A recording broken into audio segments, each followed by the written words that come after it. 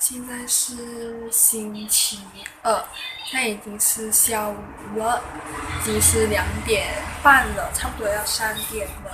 然后现在呢，我要来做一下我的功课，然后读一下书，然后我今天可能会比较勤劳一点，应该会读1个小时的功课啊，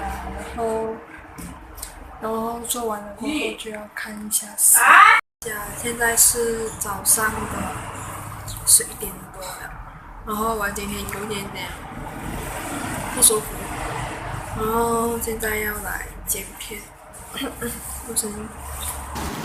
如果你是00后，大概也成熟了吧？该去想想钱要怎么花，何为家？你的理想准备搭上现实的船，初出社会，难别说些不实际的话。不是每个孩子都能翻出跟头，所以走得慢点，也别太过内疚，只要向前看，别向前看，向前看了，至少你的心不会散掉。少一条要被风盖进，开了开莫习惯，小爱浓，小爱浓。